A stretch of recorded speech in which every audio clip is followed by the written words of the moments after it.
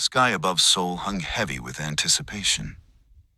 News vans and camera crews gathered near a colossal gate, its swirling vortex radiating an ominous power that unsettled even seasoned hunters. It was the Ajin Guild's evaluation day, and the eyes of the hunter world were watching. Sung Jin-woo stood silently before the gate, his expression unreadable. Beside him, Yoo Jin-ho gawked at the sheer magnitude of the rift. "I've never seen anything like this before," Jin-ho muttered, his voice tinged with awe and unease.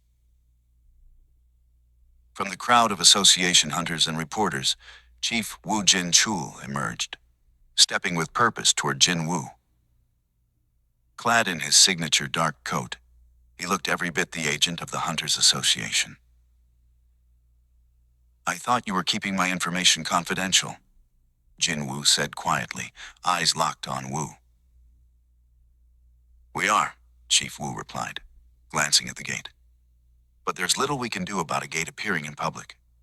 And perhaps limiting social media posts might help in the future." A subtle smile touched Jin-woo's lips. "I'll be more careful from now on." As the final preparations began, Jin-ho leaned in closer. "Young, are you sure it's okay not to hire any retrieval or mining teams? I don't think I can handle all of it." Jin-woo gestured toward the shadows writhing beneath his feet. "They'll take care of it."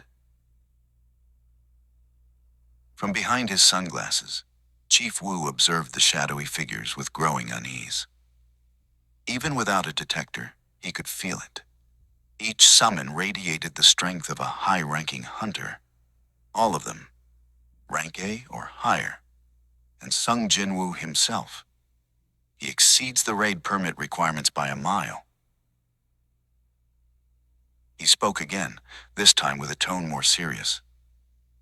"I finished the confirmation, however. The association president instructed me to ensure everything proceeds safely. Would it be a problem if I accompanied you inside?"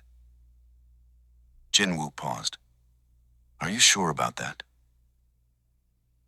The words lingered as the trio crossed into the dungeon. Inside the gate.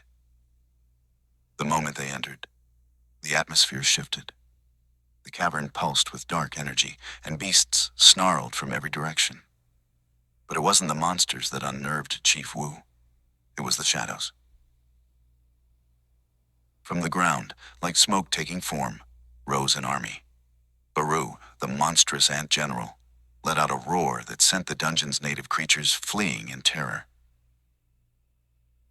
Chief Woo's eyes widened. These beasts would take an entire raid team to defeat. But Baru tears through them like paper. And still, the shadows kept rising, regenerating, marching forward without pause. He spotted another, tall, regal, wrapped in a blood-red cloak. As Igris swung his sword, arcs of lightning laced with mana shot out, illuminating the dungeon. To think a summon can wield lightning. Only mages with immense mana can even attempt that. Could I win if I fought him one-on-one? His thoughts were interrupted by a strange sight. Jin-woo scolding one of his ant minions. "Don't eat that," he snapped, kicking the summon away from a monster's remains. "Do you know how much a corpse like that is worth?" Then, louder to the group, "And don't slack on mining the crystals." Chief Woo could only watch in disbelief. Clearing an A-rank dungeon, retrieving corpses, mining all at once. This man isn't just a one-man raid team. He's something else entirely. At last, they reached the boss chamber. A massive naga, scales glittering like obsidian armor, towered before them. Jin-woo raised his hand and dismissed his entire legion, save for the ones working in the background. Chief Woo blinked. "You're not using your summons." "If I rely on them too much," Jin-woo said, rolling his shoulders, My own skills will rust. The next instant, he vanished. A flash of black, a shimmer of blades. The Naga screamed, but it was already too late. Jinwoo's daggers tore through its heart. In a heartbeat, it was over. A soft chime echoed in his ears. Level up, 101. Staring at the corpse, Chief Wu muttered, "Its scales are strong enough to make armor and shields." And he brought it down with 2 daggers. But the spectacle wasn't over. With a silent command, Jinwoo raised the fallen boss. Shadow tendrils wrapped around the corpse, and from the abyss, a new warrior rose. The magic aura was overwhelming. "I'll call you, Jima," Jinwoo whispered. The dungeon began to tremble. The collapse was imminent. "Take the corpse," Jinwoo ordered, and Tusk groaned as he lifted the Naga's remains like a sack of potatoes. Outside the gate, the waiting press panicked. They mistook the tremors for a dungeon break, until shadow beasts calmly walked out, carrying crystals and corpses.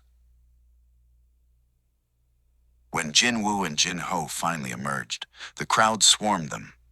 Reporters shouted questions, flashes lit the air. Jinwoo calmly shrugged. "Seems like there's a lot of reaction to our first raid. Didn't think we needed this much attention." Behind them, Chief Wu exhausted. "That's all your reaction." Later at Hunter Association HQ. Chairman Go Gun-hee stood at the window of his office, leaning over his chair. "So," he said, turning to Wu Jinchul, "you've seen many raids in your time. How does this compare?" Wu Jinchul's voice was hollow. "That wasn't a raid. It was a massacre." "Go get some rest," the chairman said with a knowing smile. As Wu Jinchul left, the chairman looked down at the sleeping city, watching the lights below. To call him a one-man raid team is an understatement. He's a one-man guild, a walking army. And then, with a soft chuckle, "My eyes did not betray me. Korea's position on the global hunters list is about to be turned upside down."